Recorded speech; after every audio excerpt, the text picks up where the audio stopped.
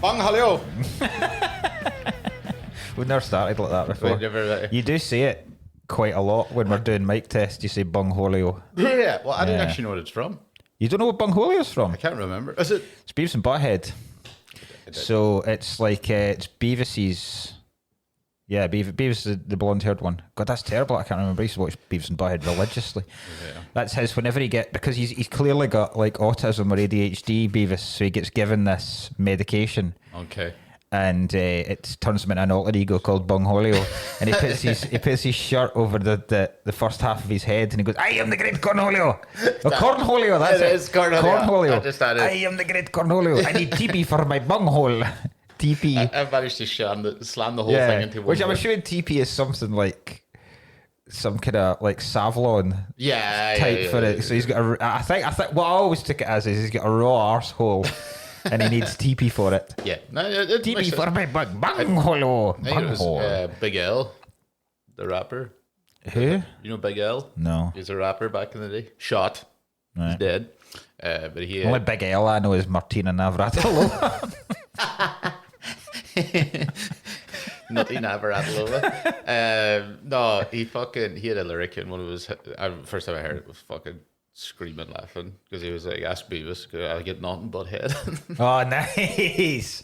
Have you seen the Saturday Night Live sketch where Ryan Gosling hosts, and they do a Beavis and Butthead sketch? No. So it's like a talk show, and what's her Heidi? I can't remember her second name. No, not Heidi Klum. Heidi, whatever. Although, have you seen Heidi Klum's Halloween costumes every year?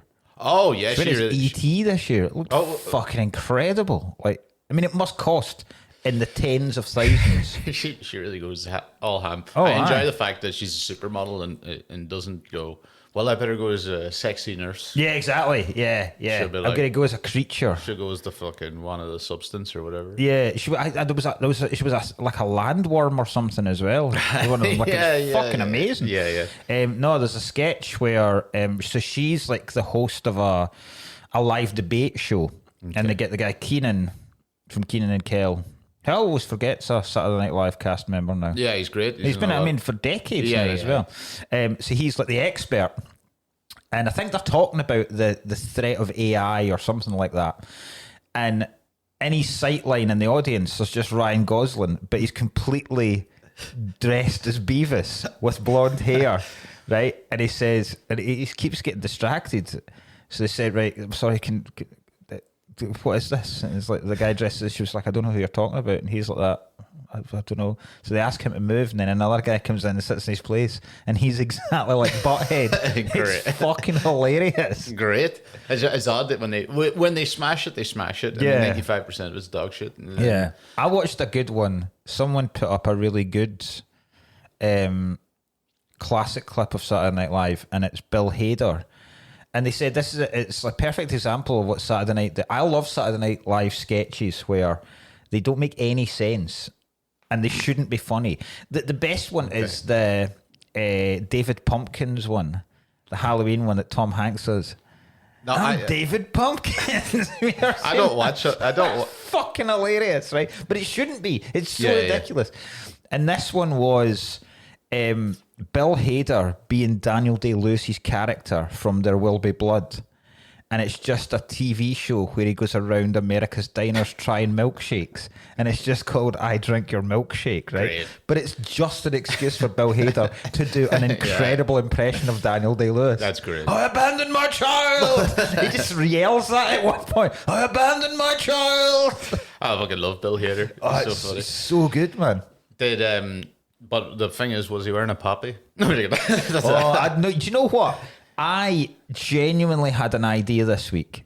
I partly didn't do it because I didn't have time because I only got back yesterday. And then I partly thought, because I was this morning, I was going to go to the garage and I was like, I don't even know if they'll sell them. My idea was going to be, right, that I would come in wearing a poppy. Yeah. And then wait for see how, or I'd put it on surreptitiously without you noticing, and then I would see how long during the recording you noticed I was wearing a poppy, and then I'd have one for you, Okay, right. And then you'd probably make me take it off. But what I was going to do was throughout the recording, I was going to introduce bigger and bigger poppies till I was sitting with one of those that people put in their van, just like that. But I was like, I don't even have the time. I wouldn't even know where to find the fucking van poppy. Oh my god!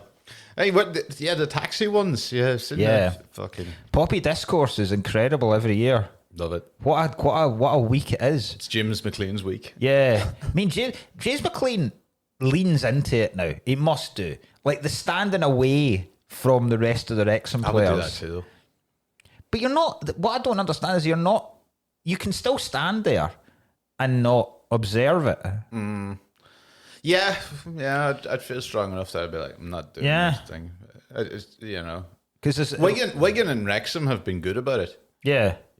Others are maybe not so much. Scottish football goes fucking mental for it. Do they? I never. Celtic played Kilmarnock yesterday, and the referee blows for the minute's silence, and then the Celtic fans obviously don't observe it at all.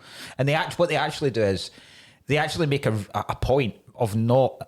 They don't just like scream and yell. They sing a song about a guy, Kieran McInnesby, who got killed by a British soldier. So they sing a song about him. Okay. But the referee just shites it and blows the whistle after 20 seconds. I love so they that. don't even, he just goes, oh, fuck this. Over the top. Back home, nobody gives a shit about it. I didn't really even knew it existed until I came here. It's a performative on both sides. I don't give a shit. The thing with most people think is nobody really gives a shit. Nobody actually gives a shit. Back home, nobody gives a shit. I wouldn't wear it. No. And I also don't care if anyone else wore it. Yeah, exactly. That's the thing. Yeah. Just don't make me wear it. It's like religion. Do what the fuck you want to do, but don't cause an argument about it on either side. I mean, the stuff where, like, when they made the Cookie Monster wear one on the one show. Have you never seen that picture? Oh fuck! So there's a fairly certain, we talked about this account exactly the same time last year. There's a Twitter account called Poppy Watch.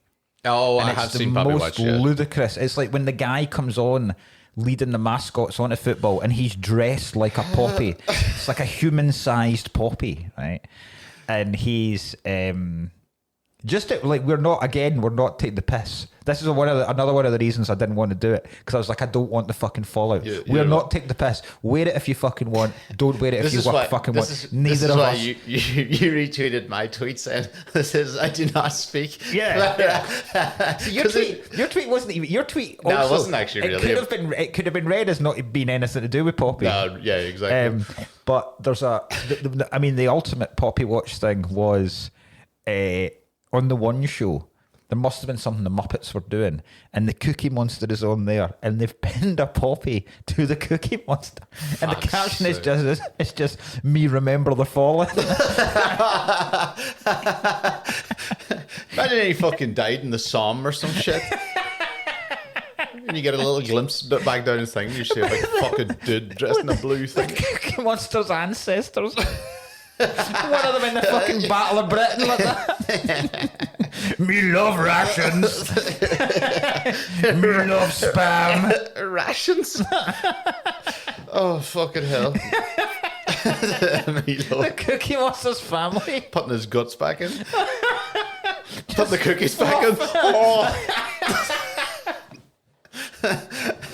Oh, Christ almighty. Imagine being in a platoon with a Cookie Monster. What the fuck is going on here? How badly are we doing for reserves? Oh, that's funny, man. I was in London at the weekend, right? And the one thing that I think pisses off, I know it pisses you off, I know it pisses Gareth off. Okay. Pisses off most people who visit London. I imagine not just Scottish or Irish people, English people as well. The lack of places that are open after 10 o'clock is genuinely insane. Yeah. I get it around, because I was doing the Comedy Store. Now I get it, right? Okay, Piccadilly Circus, Leicester Square, very, very touristy, right? For some fucking reason though, I could have gone into the Aberdeen Angus Steakhouse and got myself a full fucking 3-courser at 11 o'clock, but not a drink. But I was staying out further out, right? So I was like, oh well, at least I'll get the tube back, and there'll be shit then there. All I want is a pint before I go back to the hotel, right? Went into a place. Are you still serving? No, we're just kicking people out. I looked 11:15.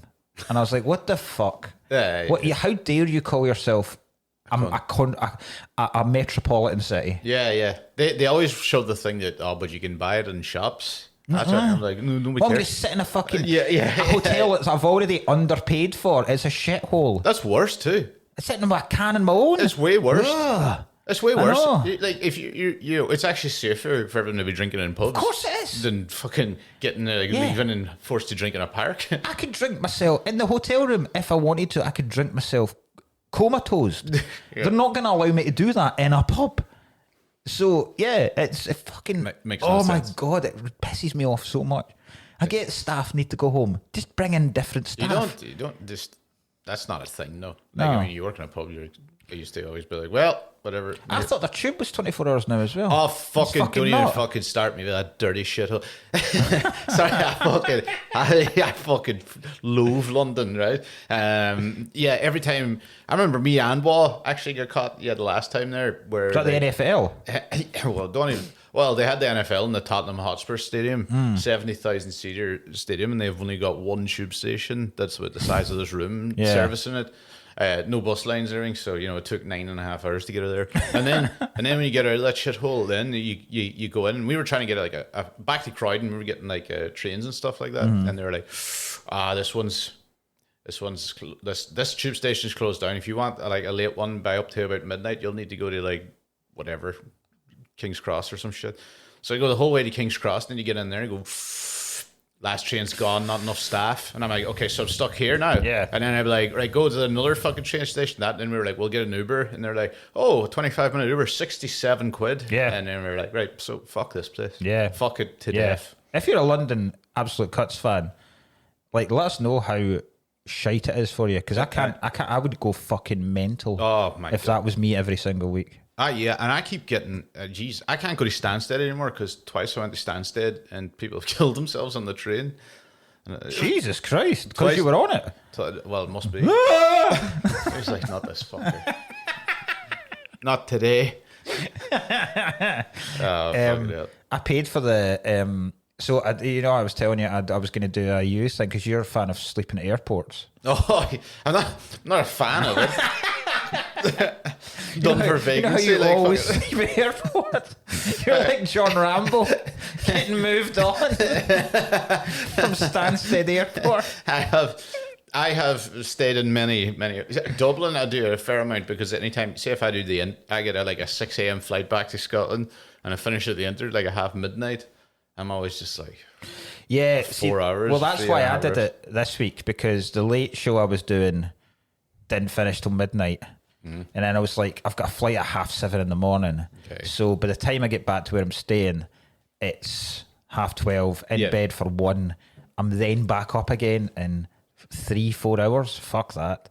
So drinking, see if you sleep. So so I left and then I got a bus. I got a night coach to Luton Airport. Oh, Christ, I've never been to that one. All right. Okay. Not bad at all. And so I was sitting there thinking, well, what the fuck am I going to do? I'm either going to... I can't sit in... I don't like coffee, right? So I'm not going to sit in the Starbucks. I was like, I can't... Just gear. I didn't want... Yeah. Just found a guy. I just phoned a guy. Can you deliver at Terminal 2? I had to stay up for a flight. I paid it at the lounge. Okay, how much?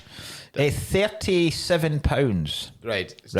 So I was like, right, I'm in here for 3 hours. Mm-hmm.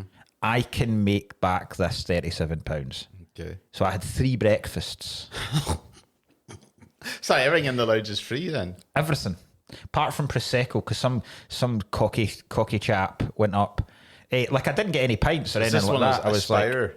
Like, it's just called My Lounge. But it was actually, do you know, it was actually quite nice. And so I went in, old boy next to me tanned 5 glasses of wine in that 3 hours. I was well impressed with him.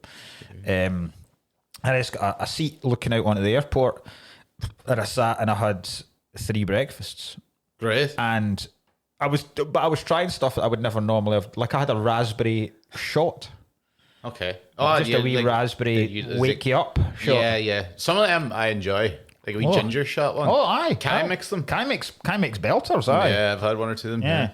But yeah, that's all I'll do. I remember being mad homophobic about it, and then he gave me one. I went, Mad homophobic. You fucking. Speaking of gay people, Yes. do you want to talk about it? Aye. I wasn't going to bring it up, but you seem determined. I'm not determined to shame a man publicly. That we shame every single episode. But I don't know if you guys have seen Elliot writing a love story to Adam Rowe.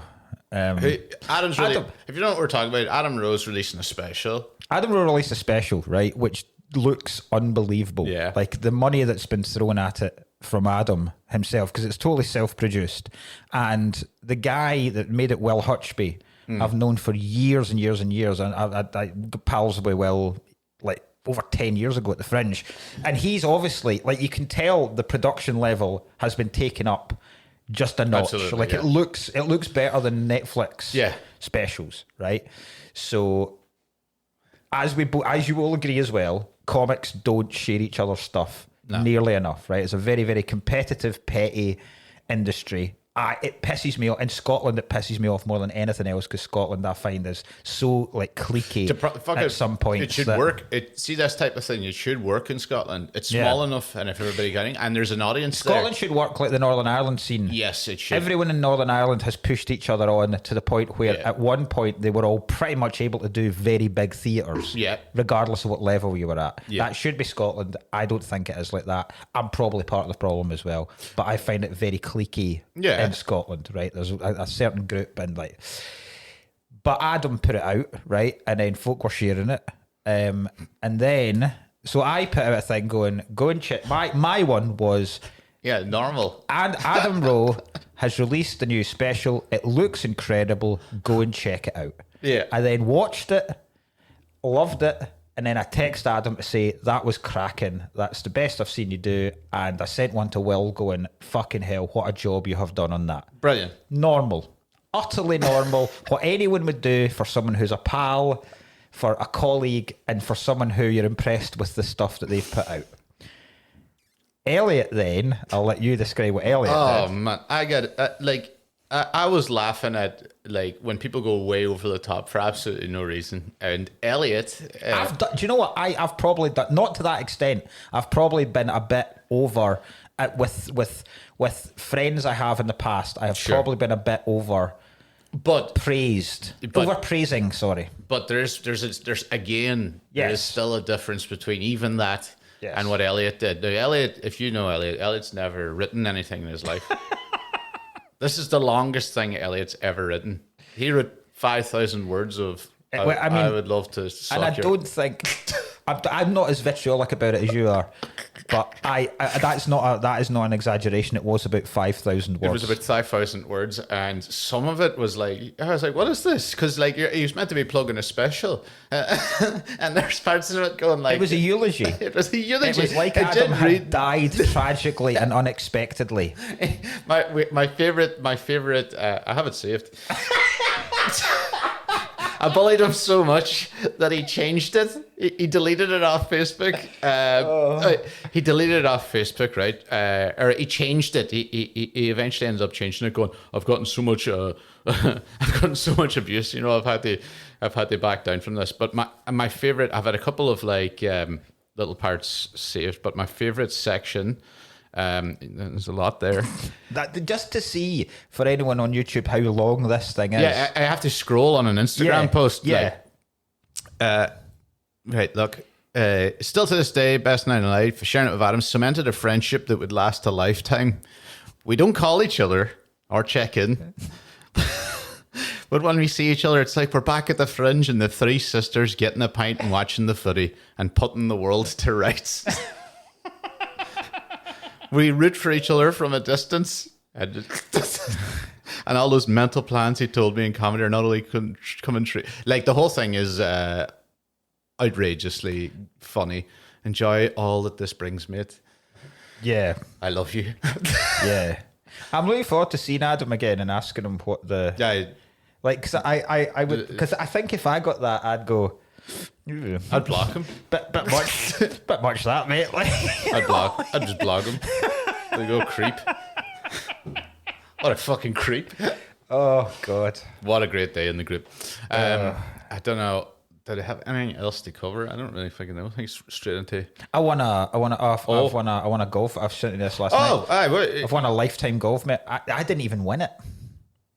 You just right? were... There was a dance that my wife organises with a load of other folk every year, and it's for all the fucking Lewis and Harris, all the fucking Islanders, right? All the fucking paganists, and they had a raffle, and the raffle prizes were shit hot, like some really class raffle prizes. They want the other one I wanted from the other one I would have liked to have won other than this one was £100. Was it 100 or 1,000? £100 voucher for a butcher's. Oh my God! It could be 1,000 for a butcher's. No, that's like 1,000. Solid. You need a fucking £100. That's a good fucking price. It's unbelievable. Like, yeah. And so Seamus, my wee boy, loves raffles. Like he is, he's got a gambling problem in him. Yeah, you see that it. You can see, right? He loves making money, and he loves winning things. He absolutely fucking like. See if we go and there's a summer fair we go to every single year that's at this local church, and there's a tombola. A local fair at a church you bring your kids to. Yeah, it's a big Catholic church. You go to fucking. It's huge. You know where I'm going with that. Yeah. That's a disgrace. Why? Like, have you ever done that in Ireland? It's like, no. Why don't you just molest them yourself, Mark?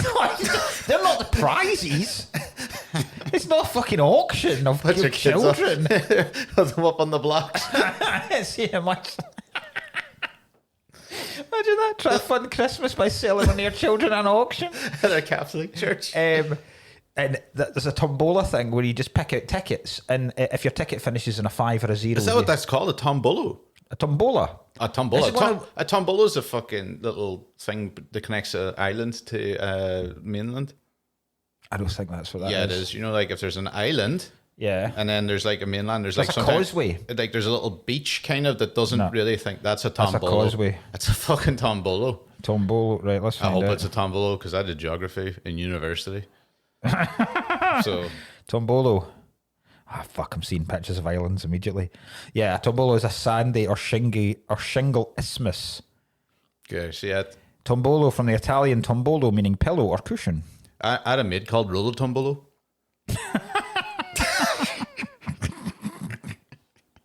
Fuck off. Rolo Tombolo. Rolo Tombolo. Yeah, it's an island becomes attached to the mainland. Very well done. There you go. No, a tombola. Okay. Where you put all the tickets in and you... I've never seen one in the flesh. But you 5 or a 0 at the end of your ticket, you win a prize. Like I was like real mad posh. Yeah, no, I've never seen one of those tombolas. And some of the prizes are wild, like fucking bath sets and portraited paintings. But he fucking loves it. He loves coming home with all this, like very much a wee boy thing. You love getting shit, just any old shite. And so with this raffle, he was fucking like the minute we arrived, that was all he was laser focused on this raffle. He's like, "Can you get me my raffle tickets?" And I was like, "All right." And I went up and they were like, "How much is it?" And they were like, "Oh, it's £1 a strip." So I was like, right. I had a £20 note, and I was like, "Right, you get 10." And he went, "Why get 10 when you can get 20?" Because 10's for your fucking sister, you psychopath, right? So he's running about. He never even fucking. To the point, Isla lost our strips at some point. So he's losing his fucking mind. He's like, how the fuck? Because I've watched him the whole dance. He's going about. He's met round him like that. Like he fucking, like it's the winning ticket of the lottery, and he's fucking. I'm not letting go of these bastard things, right? So, the prizes were drawn. He comes up to me like a fucking dog with 2 dicks, excited beyond belief. We've won! And I went, all right, what? And he was like, it's top prize. And it wasn't even us. Like, I didn't have any fucking tickets. He had tickets. His sister had tickets. And Amy's aunt was like one of the guests of honour at this thing, because Amy's aunt's like a really famous, well-known Gaelic singer. Oh, right. Oh yeah.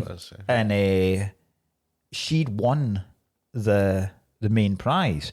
So I was like, right, don't get too excited, because there's a good chance, knowing your auntie, she'll say, "Oh, I can't possibly take that. I'm one of the guests. Please redraw it." So he's like, but she can't do that. She can't do that.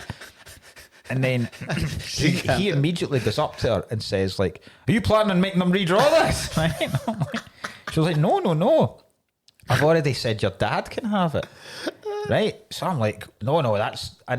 But I was doing that very, very false. Yeah. Like, oh, no, I couldn't possibly. Where in my mind I'm going, fucking yes. Give me it. So I now have a lifetime membership to the Harris golf course. Class. Lifetime membership. I like that. Fucking hell. You need to be unbelievable. It's amazing. I got a certificate came in the post yesterday. I've got a wee clip that I can put around my golf bag.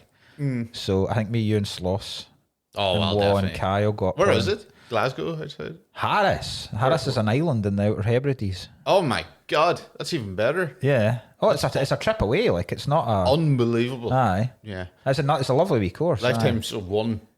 Yeah, I'll go once. Yeah.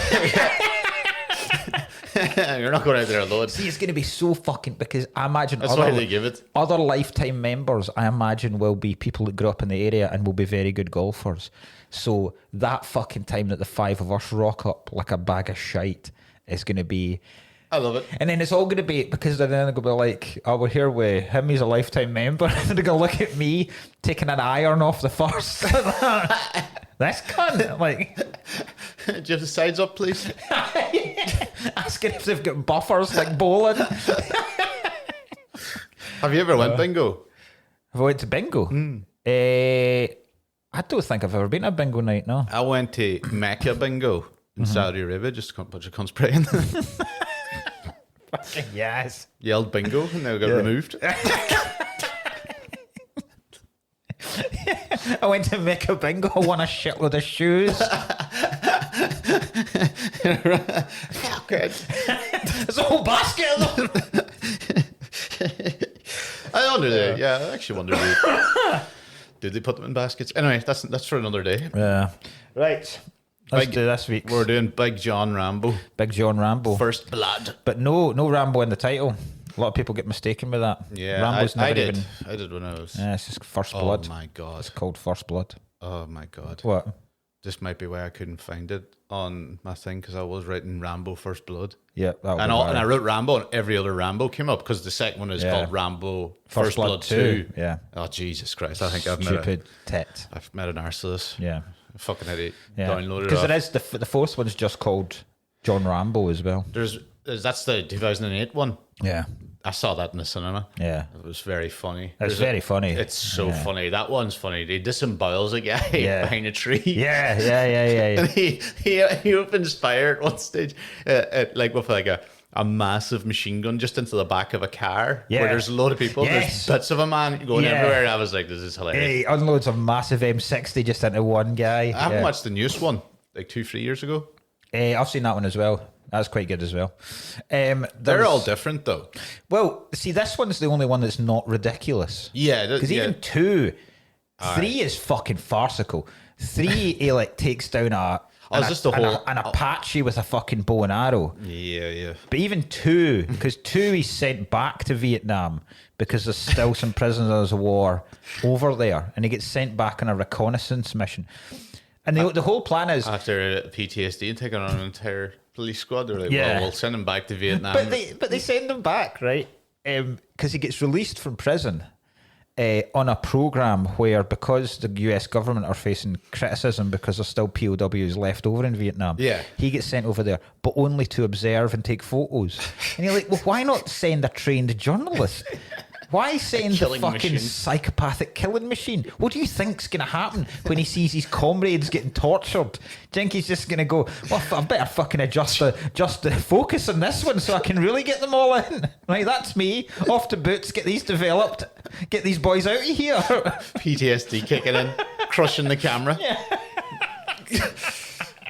But this has got a serious tone to it. I realized that so much when I watched this, because I don't remember a lot of this. I remember bits of it, and then when I watched it, I was like, this is quite like there's so much just copies it now, and I didn't kind of realize. I think this is the first modern action film. Yeah, Jack Reacher and stuff is very much, or the new episodes is all, you're into a quaint little town, they're trying to run you out. It's basically, I think without this, you don't have Lethal Weapon, Die Hard, Commando, none of that. I'll tell you, it's a good. This is obviously God, it's a good film. I don't know why it's a classic. You don't know why it's a classic? I know why it's a classic character. Yeah. And I know, and this is probably, that's probably the best I've seen Stallone. It's either... But I don't... that's Rocky. And it is great. He's good in the first Rocky. He's good in Copland. I wouldn't put it anywhere near top. He's good in Stop or My Mum Will Shoot. Never seen You never that. seen Stop or My Mum Will Shoot? I've heard of it. God, it's dog shit. Is it? Well, it sounds it. It's Stallone's comedy era. Jesus Christ. But no, he is good in this. Yeah, he was. I did like it. I mean, there's a couple of very funny things about it. You know, like for the fact that, first of all, he didn't look even remotely like a vagrant. No, he doesn't look bad at all. He's walking in, he just has a green coat on. They just don't like, it seems to be, we don't like your type around here, muscly white guy. Yeah, they don't like him. But the thing is, he's not, in terms of Rambo, as you're saying, like a character, he doesn't look like Rambo in this. No, the classic Rambo.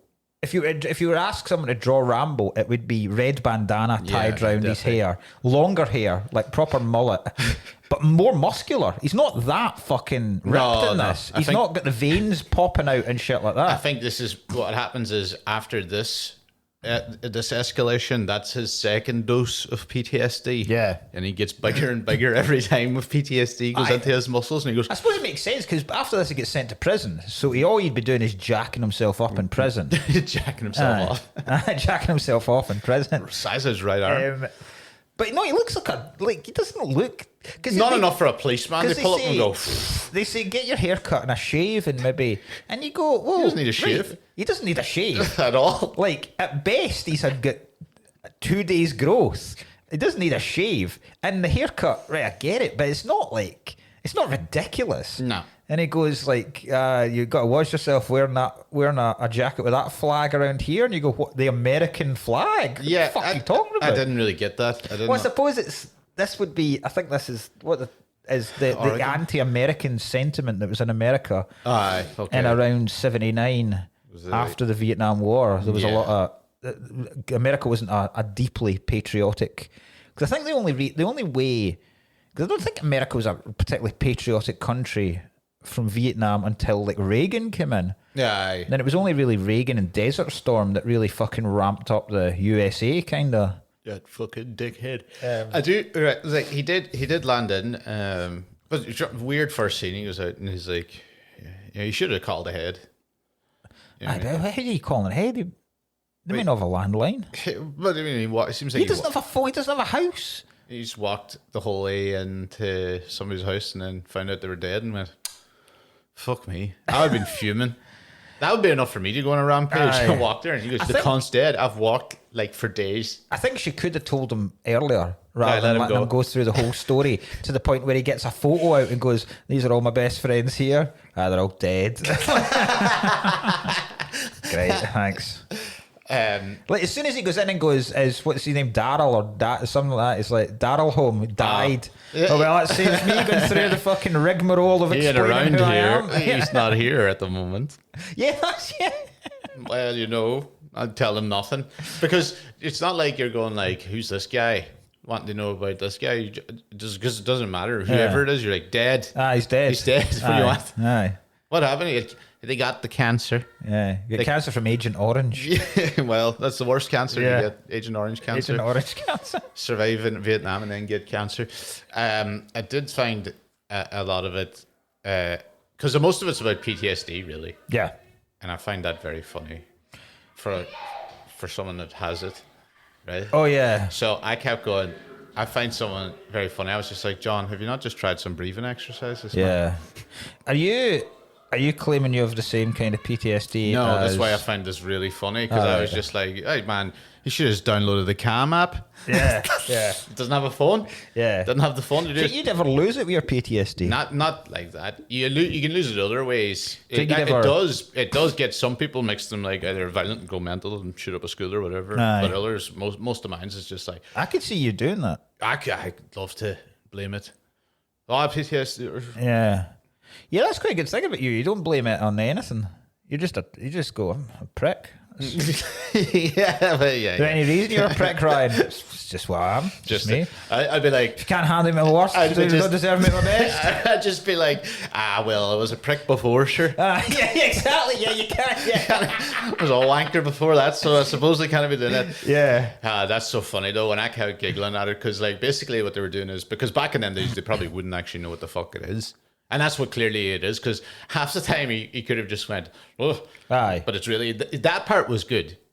When he fucking focused and then won't say anything and like froze up. Aye. That was more like, I was like, that makes sense. Aye. But how long, by the way, there was a lot of this film where I was cheering on the cops for a laugh. Really? See, I think because there's so much parts of it where I was like David Caruso, is in it, which I was like, I know that cunt. Very, very young David Caruso. I had to Google. I didn't actually see the fucking didn't notice the name at the start. Yeah, you know, up on the thing. Yeah, and I was cheered him on. He seemed like a nice chap. He was one of the. He's the only one that showed compassion. He's the only one that you can imagine would have been given a job as a cop, because the rest of them basically love torture.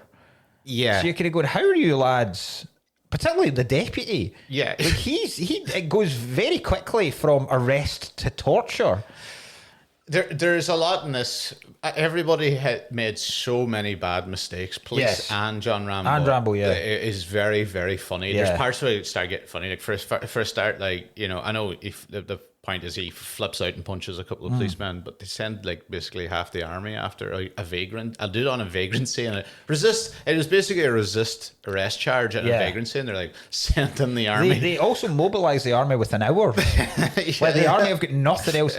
Like how? And also, like, this seems like a very, very, very small town, to the point where they don't have to drive that far till he's out of it. Yeah. And then it's so small a town that he then considers just walking back to it, right? So they're not far. But it's got a fucking massive police force. Yeah. Oh, yeah. With a shitload of guns. Like a shitload of guns. That's right. They had a big thing. He was staring at us like shotguns and fucking rifles. Everything, like. But then also, even when because we're told it's the National Guard. Yeah. Right? So, National Guard, like Dad's army, basically. Like weekend reservists. Yeah. Guys that want to be soldiers, but can't. Yeah. Wouldn't like active duty, right? Why the fuck are they allowing a National Guard guy to drive around with an M60 in the back of a truck? What were how did the National Guard even know how to use an M60, for fuck's sake? What home defence missions have they been on that requires an M60? It felt like the police here saw an opportunity to finally live out a lot of fantasies. Christ, yeah. Because there's even a guy, there's no way that policeman's ever hung out the side of a helicopter trying to ping that off. He's hanging out the side of a helicopter trying to shoot a man climbing down a cliff. And the guy's like, the policeman's like, what are you doing? Why are you shooting him? And he goes, hold fucking still. He said, if you don't fly this still, I'm going to kill you as well. What? This is the second in command in this town's police force, and he's threatening an innocent helicopter. And he hasn't, like, he's just punched someone at this stage, and this policeman's like, we're taking him down. And then he fucking, what happens? He throws a rock at the... Yeah, he throws a rock. It's funny that the kill count is 1 in this, and every other movie is the kill count's like 15,000. More dogs die in this than humans. Aye, that's right. He fucking kills the 3 dogs. Yeah. That was funny. I don't think Rambo doesn't kill anyone. I wouldn't put. I think he may get done for manslaughter on that one. I think the helicopter pilot is more culpable for that guy dying. Whoa. Like, there's no fucking way a rock hits and you lose control that much. He's gone, this fucking prick speaks to me like that. He's tipped him out of the helicopter. He's tipped him out. Aye, definitely. It's a bad death, falling out of a helicopter onto rocks. Oh, he's shattered. He's in absolutely bits. In bits, aye. Yeah. And then Rambo takes his coat, but then never wears it. I would have thought, because that's a big coat he's got on. Yeah. What was that about? He uses the coat as a scarecrow. Oh, that's right. But then I'm like, why not use the tarpaulin hammock thing? Don't shoot that. That's our guy. That's our coat. You're wearing a smock. Like, you look like a dirty Greek. right? Why not use that? Greek. No, not a dirty Greek as in like, that's not a racist term. He looks like he's in those tunics. What are they called? Yeah. Togas. He Yeah, looks like he's been in a toga for a while. Dirty right? Greek. You know, like a dirty Greek bastard. Oh, God. I don't know what I never understood that, why he doesn't take the guy's coat. Yeah, because if you saw a scarecrow, go, oh, it's one of our guys. Yeah. Oh. There's a lot of it. There's a lot. I don't understand why. I mean, it's a cool scene where they all cross the rocks beside the river, and then it turns out Rambo's been in the river the whole time. But also, why the fuck did he get in the river? He's also Like, you're freezing. Why would you? I love the fact that he stops at a policeman with a knife to his throat, and he goes, I didn't fucking start this. Don't push it. I didn't start this. Don't push it. I didn't mean to kill that guy. Aye. While there's already impaled another guy's legs for your fucking thing, Aye. screaming. I'm like, no, you're going to get in trouble here. I mean, we say he doesn't kill anyone. Some of those lads might die. That leg thing, The trap, that is quite cool. That, like right through there, you're bound to have been hitting the. And also, the dog handler gets shot in the leg as well. Yeah, He might die. Yeah, So he might have killed some people. that's right. Killed that dog. Yeah. I wanted to see him kill the dog. How do you reckon he did? I reckon he just, when they jogged on, he just grabbed his two mouth and just ripped it open in half. I would like And fucked if his he body. grabbed both dogs like that and then just smashed their heads together. Cat dog. I never understood, right, why they're so angry at him.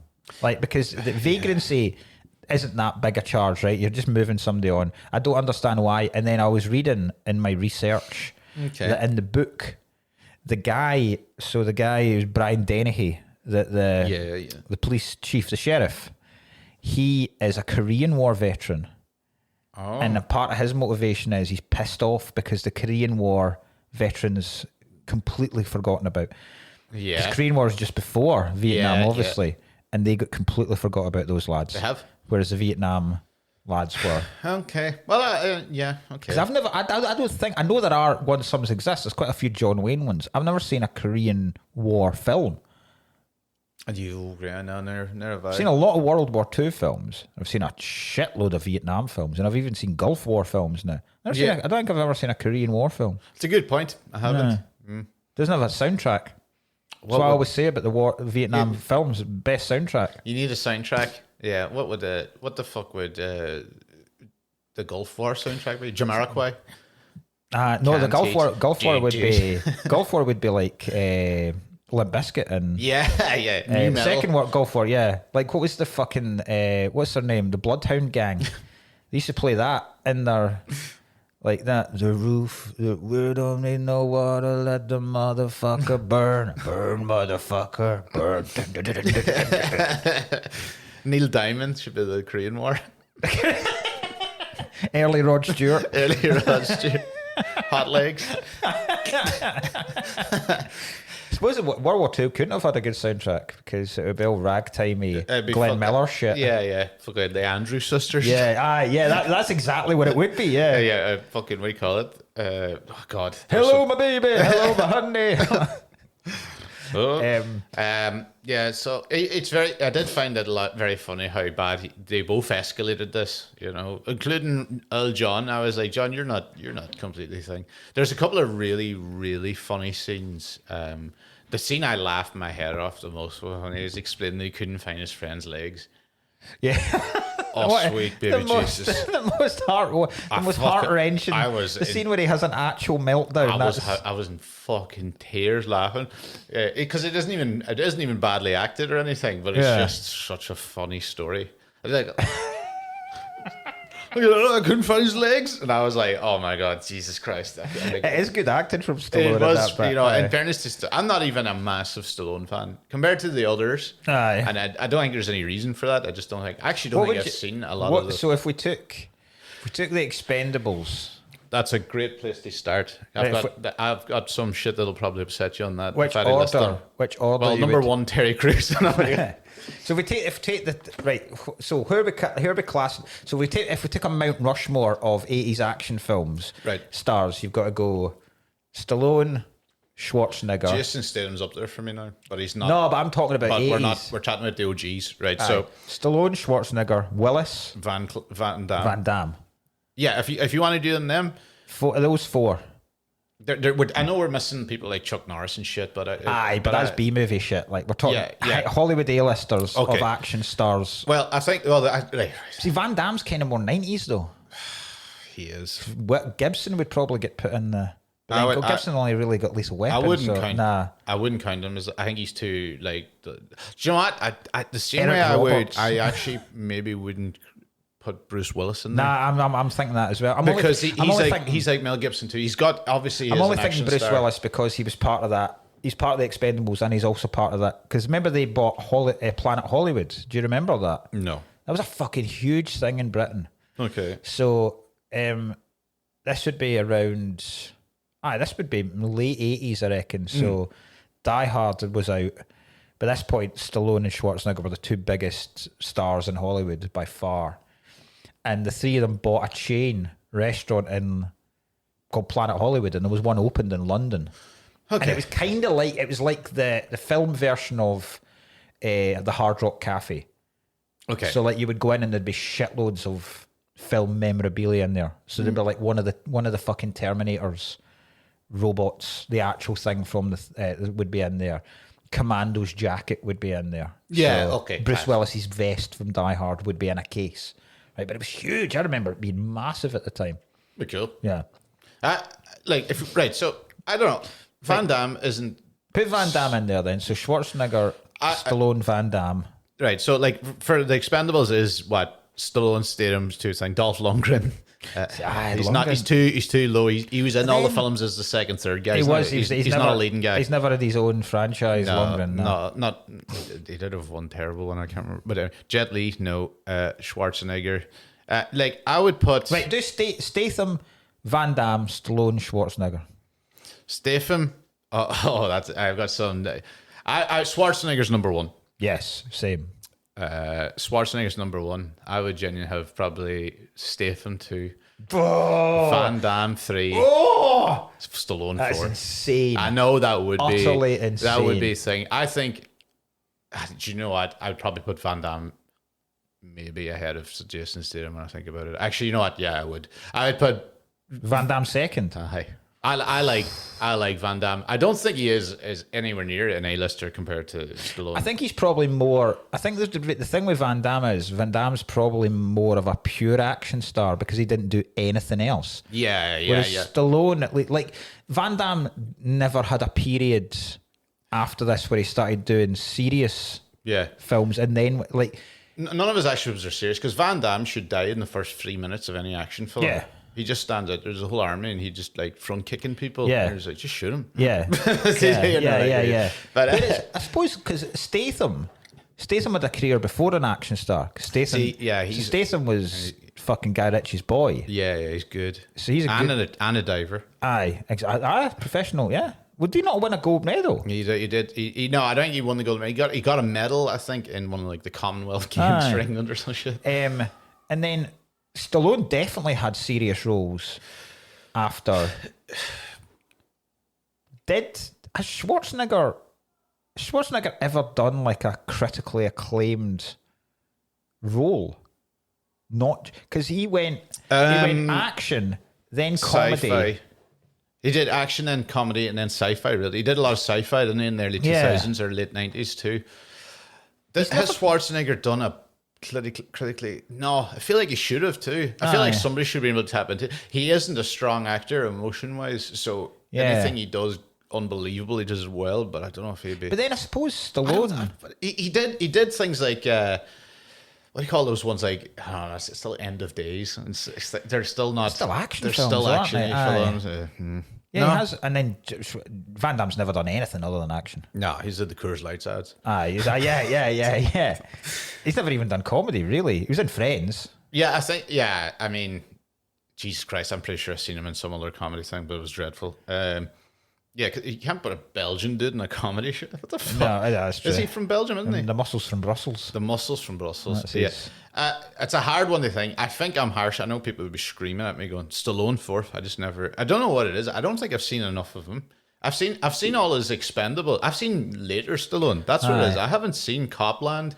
I haven't seen Copland is not an action for Copland. It's just a really good film. Even I haven't seen most of the Rockies. Right, Jesus Christ. No, genuinely, I haven't. I've seen the Creeds more than the fucking Rockies. I know that's also unforgivable, even though they're decent films. Right, let's have a look at Stallone's filmography. That's what I want to see. I'd want to see how long I've seen it, because I think I'm wrong. I have to catch up, is what I have to. And let's have a look at his. Oh, this is this. I do like him too. Like, I liked him even in his tiny roles in like things like great. Guardians of the Galaxy and shit. I even like him in them stupid roles. Like, I'm like, oh, good, nice.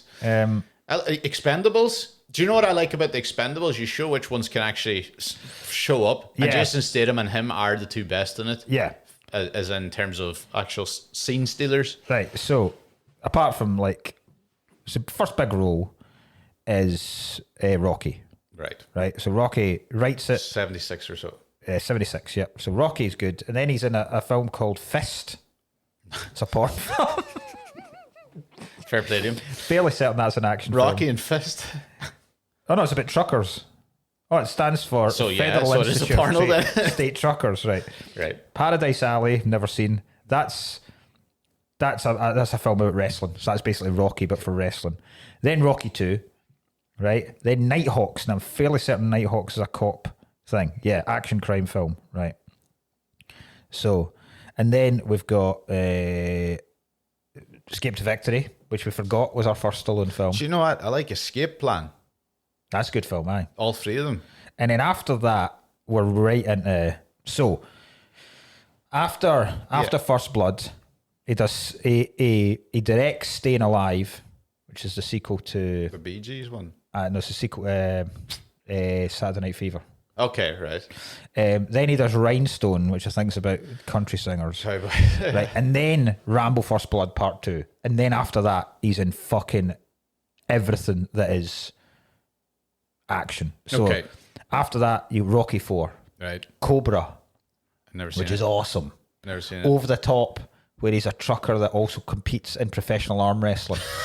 Incredible. No. Lock Up. Rambo 3. Never then seen. Lock Up. Do you know, I've always look at Lock Up on my... I have it favorited just because the fucking... you ever see the poster of Lock Up? Yeah. It's like a big muscly, cartoonish kind of thing. Where I've never watched it. I've never seen it. Then Tango and Cash, which is incredible. Never seen that. See? Then Rocky 5. Then he starts going into... So then he does Oscar, which I think is a gang... it's a Depression era kind of gangster mob boss he plays. Okay. Then we start getting Cliffhanger, Demolition Man, The Specialist. Judge Dredd. Demolition Man. I love Demolition Man. All right. Okay. Sorry. And then after that, we start getting into he does the comedy stuff. Right. So yeah, good shit. A lot of good stuff here. See, that's the one thing you'd put on my head. Jason Statham isn't in a lot of good films, action wise. Like, he's a brilliant action star, and usually he fucking he carries shit action films, but he's not actually got an unbelievable role. He does Expendables. His best roles are actually like Lock, Stock and Snatch and stuff like that. What's that one where he's the getaway driver? The very first one of them. The Transporter? No. That's good. Yeah. Transporter's good. Transporter's good. There's a couple of ones like Hummingbird and Safe are pretty alright. I love Crank. Crank's funny. Crank's fucking great. Crank's great. Crank's nonsense. Aye. People kept... I seen a tweet about it. Someone is like, the second Crank 2 when he's banging Amy Smart at the horse racing, and somebody goes, the most unnecessary sex scene of all time, and somebody was retweeting it going, it's the most necessary. Exactly. He's going to have a heart attack. He's going to die. It's the most necessary sex scene. I loved it. But and then he's done the Beekeeper's fun. I've not seen it. I enjoyed the Beekeeper. It's stupid as fuck, but I loved it. Beekeeper's pretty good. Aye. A couple of them moves. You know that move where people just throw a guy's head down on the floor? Yeah. So I think it is controversial. I think you need to see more of them. That's what I that mine's definitely Schwarzenegger, Stallone. Yeah, I still think I just go chronologically with that. Yeah. So we're not too far then. No. I would have Van Damme second. Statham over Stallone seems wrong. Just me saying it. Have you I forgot to mention with David Caruso. Have you seen? There's a video on YouTube you can watch that's got so he was in, was it CSI Miami? He was and he was in 2 cop things because I've read up all. He was in was he not in NYPD Blue? Was that not his massive? I don't know what that is, but that's NYPD Blue is amazing. Okay, I've never seen that. Absolutely amazing. Never even heard of it. It's like late 90s cop drama. And it's fucking groundbreaking, like. But CSI Miami, you know how he does the quips at the start where he puts on his glasses. There's a compilation of all them. Right. If you don't know what we're talking about, he starts everything. So they'll arrive to a crime scene. Yeah. And he'll be like, someone will be. Someone will say someone's had like a fucking torch rammed down their throat. Right? And they'll come. I can't even remember what his name is. He's got a cool Horatio. name. Horatio, yeah. Horatio something. Aye. And so they go, so what have we got here? And they go, oh my God, Horatio, never seen anything like it. They shove their torch down his throat. And then he'll go, well, certainly seems like he saw the light. And then he'll put on his shades and walk away. And then the Who comes in. Wow! And it's the Everglades. Wow! It's so ridiculous. Oh my most God. convoluted murders he always comes so up with. funny. Fucking hell. Do you know? I googled. He retired Caruso, did he? immediately after CSI. Really? He'll have made a fortune off Last that. episode of CSI, I was just like, wonder why he's never done it. Maybe it's because he's not. But and then I googled it, and he just fucking like he was just like, fuck this acting shit. I want to do other shit. So he went and like owns like clothing lines and fucking different shit. He just couldn't be arsed with acting. Oh. It's very funny. It's just odd when you see someone retire at the top. Like, CSI, the original one, which was just crime scene investigation, then CSI Miami, then CSI Miami. New York. Is there any other ones? CSI? Apparently, I think there was a few. Yeah, CSI Dunblane. Do you know what? For fuck's sake. I didn't mean that about the skill shooting, but I was actually in Dunblane yesterday is why it came into my head. All right. I did a gig in Calendar, right? A fundraising That's gig. not Dunblane then, is it? I know, but I had to go. There's no fucking trains in Calendar, so I had to go to Dunblane and get from Dunblane to Calendar, right? So I fucking, it's so funny. I went in to do this gig and they were like, oh, it's a fundraising gig. And like, I was like, Ross Leslie booked. I was like, Ross, what's the fundraising? He goes, I actually don't know what the actual we're raising funds for. And this woman came in and we were like, so what exactly are we raising the funds for? You know, you're waiting for like fucking AIDS or something, or cancer. And she was like, we're raising money for bagpipes for the local community. Oh, Jesus Christ. No, I was like, bagpipes. You weren't getting a fee? Bagpipes, we were, yeah. All right, okay. Do you know, I've done that. Where was it? Calendar in like a youth project. Yes. Absolute ripper of a gig. I've done that gig. Do you know the best thing about that gig in Calendar? You can do it every month. Yeah, you fucking rat. I can't break it. It's too Do you ever see Danny DeVito? Do you watch Always Sunny? Yeah, I'm not as much, not a huge as much as everyone. no. Right? Do you ever see the episodes? One of my favorite jokes in Always Sunny is when Danny DeVito he's starting to slowly get dementia, and he starts. He keeps recalling his life as if he's John Rambo. Oh, it's so funny. He's like, oh, don't ever laugh about hunting no man. He says to him, he goes, I was hitchhiking through Oregon once, and this fucking cop tried to run me out of town. That's very good. Oh, I had to go in the whole thing's a fucking bloodbath, and they're like, that's John Rambo, and he goes, no, that happened to me. No, that happened to me. It's That's so excellent. and he even does that later in the episode. He drew first blood. He's like, well, that's Rambo, isn't it? See, just when you mentioned that thing there, that was one of the. There was a time for a couple of years where it was like a proper trope that I saw so many fucking open spots do, where they would come on and go, I've been watching that show, CSI Miami. Oof! Can you imagine if they did a CSI Paisley? Just a load of guys with Greg's crumbs all about the place. Imagine if there was a CSI Newcastle. Oh, fuck off, you fucking Who cunt. punched this horse? Oh, Jesus Christ. My God, I so many shite routines I've seen of people do that. CSI fucking great. Yeah, just a way to act out 5 minutes of nonsense. Oh. See, I was saying about how it's got a massive police force. Yeah. What confused me when they first took Rambo? Well, it confused me why they're such a prick to him. Right, I get it. If Dennehy is, if he was black, it would make more sense. It would. Yeah. Yeah. If he's jealous of him because he is a Vietnam War veteran, but at this point he doesn't know he is. That's the thing. He doesn't know he's a Green Beret. He doesn't know he's a Congressional Medal of That's such a Congressional Medal of Honor winner. Yeah. So they are just picking on him because he's got slightly longer hair than anyone else. Fucking hippie, get out of here. Because he doesn't look like he stinks. Yeah. He doesn't look like a bum. He literally looks like an army vet, though. Aye. He's wearing a US Army jumper. Yeah. And they're like, what? He's not asking for change. He's just wanting a bit to eat. Yeah. He's passing through. He's literally passing through. Yeah. I think it's weird. First of all, I think it's weird that they're desperate to clean him. Yeah, not for. There's no need. Why? With a cutthroat razor. Aye, but why? And the guy comes to him like this. I know. Like, shave him dry. Shit. But why do they need to strip him down? Oh God, that's right. They strip him down. They completely button hose him. And why have they got that? Why have they got a fire hose in the police station? Like, you'd understand if they've got some showers and for a laugh they put him in a cold shower. Why the fuck are they hosing this naked man down? All of them standing about watching it as well. That's right. 4 or 5 policemen watching him. We're hosing the guy. Come on down. Get right up his arse there. Let's shave him. So weird. Let's shave him. Hold him down. We'll shave him. Oh my God. And then the cut. I love when it zooms to him and he's sitting there like he's having the old PTSD attack and he's like, Wah! And there's a guy cutting across his chest. Yeah. Oh, he's full of cuts. Like, oh, scars. Jesus. That was so funny. What the hell has this guy been into? It shows you like cutscene like 25 minutes later he just falls into a pile of briars. He's getting off the road and trips and everything. That is pretty cool when it flashes back to the guy just cutting across his chest. Yeah. It's a weird. I realised I was going to say this sentence is a weird thing to say. I quite like scenes of POWs being tortured in Vietnam. Aye.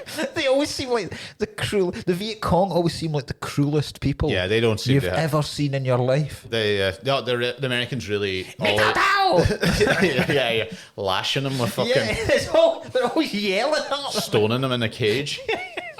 Like they're always doing that thing like they're obviously boiling in like a wooden cage. Yeah, like that's too small for them. And they're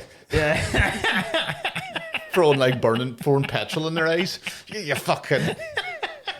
That happens a lot in the second one. Does it? Huge amount of Viet Cong jail torture scene. Isn't he? That's right. One of the scenes, the flashback, isn't he under like down low in a cage, like underground kind of fucking that type of shit. So funny. Man. And then so like he loses all this, and then they bring his colonel in. Colonel Troutman. Is that what it is? Colonel Troutman. Yeah. Mr. Troutman turns up and he's just like, I'm not here to save him from. Some of his lines are. He had some good lines, but there's parts of it where like there's pure mayhem walking, and he just walks in the back going, "Put your arm, put the weapons down, John." And he's just walking around completely. There's about 3 times where he just appears with a killer fucking line at the exact moment. Because when they're like... he basically was the original David Caruso. Yes. Wow. But his lines are... Even when they're talking about Rambo at the start and they find out like he's a Congressional Medal of Honor winner, he's this Green Beret, he's like such a decorated soldier. And then the guy kind of goes... Dennehy, the sheriff, goes... What kind of God would make a man like John Rambo? And then immediately Troutman just goes, God didn't make John Rambo. I made him. Are you telling me that 200 guys against your boy is a no-win situation for us? You send that many men, you know what you're going to need? Big, pretty body bags. Do you know the whole fucking army? He goes. What was that thing about? He just decided to go underground for absolutely no reason too. And there's rats everywhere. He's in the mine because they blow up the entrance to the mine. So that rat bit's horrible. Yeah. I totally forgot about that. That was proper Jesus. Aye, nibbling him because it's proper claustrophobic, that thing as well. I couldn't do it. I tell you what, I do like him making the lantern. Dipping it in the, I like him wrapping it. I like him like he just doesn't give a shit. Just bare hands, just rewrapping petrol doused rags. Yeah. I like that. Great. Troutman, the guy called Richard Crenna. The only other things I've only ever seen him in the Rambo films, and I've only ever seen him where he spoofs his Rambo character in Hot Shots. He acts like absolute prime William Shatner. Oh yeah, where he stops and pauses after every line. I can't. I'm just trying to describe it. He's like, like, can you even foresee a man mastered in knives? Guerrilla warfare. Offbeat talking. Yeah. It is. That's exactly what it is. It's proper shit. It's like someone doing a really bad impression of Shatner. He's like a real badass Matty. Do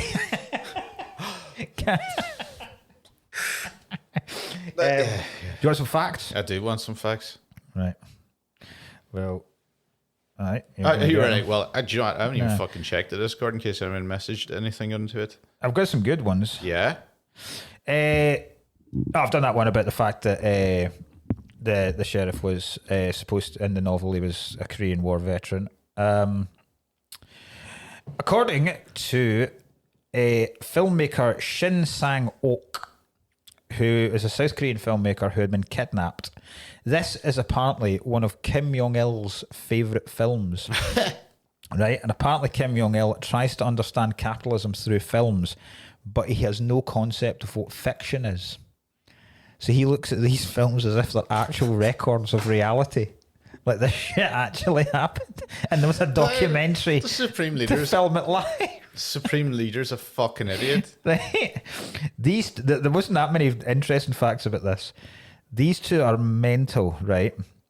The first one, so when Stallone was on Howard Stern, apparently Stallone hated this film. Fucking someone with the hair in that fucking podcast. No, Jesus. Stallone on Howard Stern. Someone like that place up Did he make him sit on the Sibian?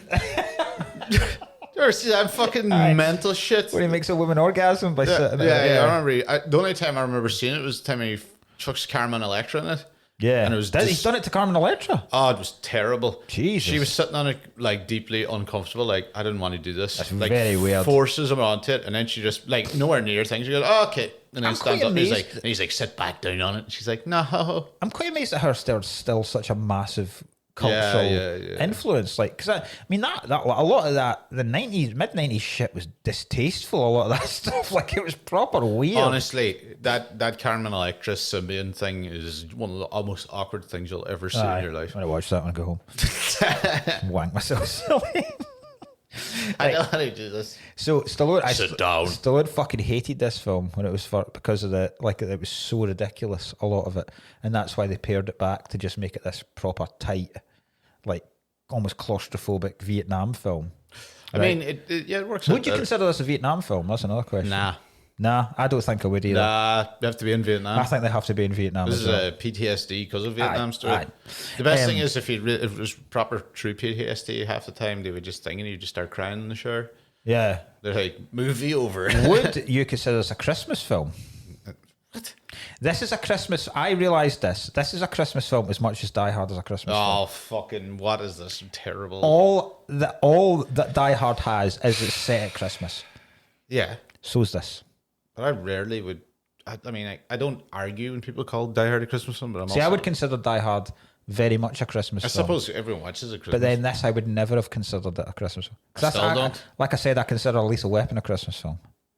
Okay.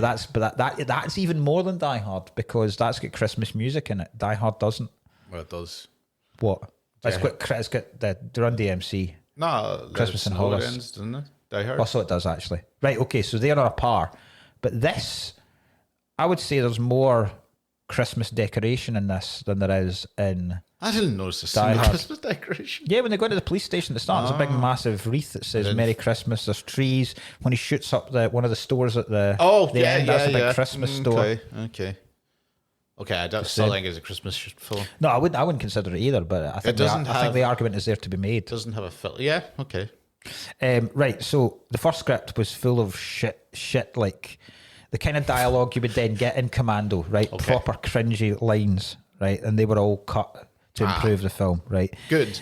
These include, at one point, Rambo. So there was much more Rambo killing animals, right? Because he kills a boar. Yeah. At one point, he jumps on a boar's back. The big fucking. Yeah. That's class. Don't think. Yeah. And then he eats it. Yeah. Hunk of leg. There's a bit where he kills an owl. In the original script, snaps its neck. Right? No, he can't. What's the point? It would just keep going round. And that's what I'm saying. That was the joke. Fuck. It'll go around. I know. So he killed the owl, and then after his line was, Take that, you mouse munching motherfucker. I mean, keep that in.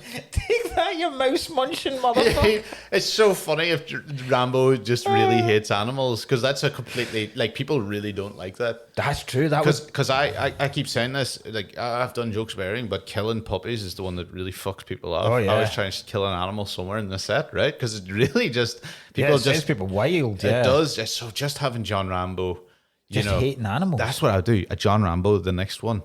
But it's only animals. He's just killing people's pets. John Rambo, he hates animals, but was never in Vietnam. And the PTSD, he's just worked on a farm. And he's just been mistreated by the other animals. That's why he hates animals. Fucking decapitating an alpaca. Spat at him one day. He's remembered it. Did you hear what happened to Mudang? No. Do you know Mudang? We talked about Mudang. Oh, do you know what happened to Mudang? Dead. Yeah. Is it? Yeah. Someone fucking killed in an accident. Like, like a forklift. Dropped a fucking, like a box of some shit and just burst him. Dropped a box in Mudang. Mudang. It dropped on Mudang. Mudang. Mudang. That's a lie. The other line. Mudang's fine. The other line that was ridiculous is when the sheriff first pulls him over and asks where he's going. The initial line. So I think all Stallone says now is, I'm just passing through. Yeah. Right? The initial line was... So he says, hey there, where are you walking? Where are you going? And Stallone says, did you ever see Easy Rider? Yeah, well, I'm Easy Walker. Oh, no. Oh, no. What a line. Oh, Who the fuck writes that? Who the fuck? That's a bad one there. You'd probably turn it off. And this is a mental fact, and I can't for the life of me. I spent most of the drive through here listening to this and trying to work out what the fuck he's talking about. Okay. Chris Rea says the film Rambo First Blood is the inspiration for his classic Driving Home for Christmas. What? I cannot think that, because at no point does he drive. Yeah. It's not where he lives, so he's not heading home. I have no idea what the fuck he's talking about. Maybe we should listen to the lyrics. You know the lyrics. I know the lyrics. I listened to it the way through. You always do that. Yeah. I don't know how. And I did it under duress as well, because I have a huge... My kids hate it. I have a huge, weird, superstitious thing about not listening to Christmas music or watching traditional Christmas films before the 1st of December, because I think it's bad luck and it means you'll have a shite Christmas.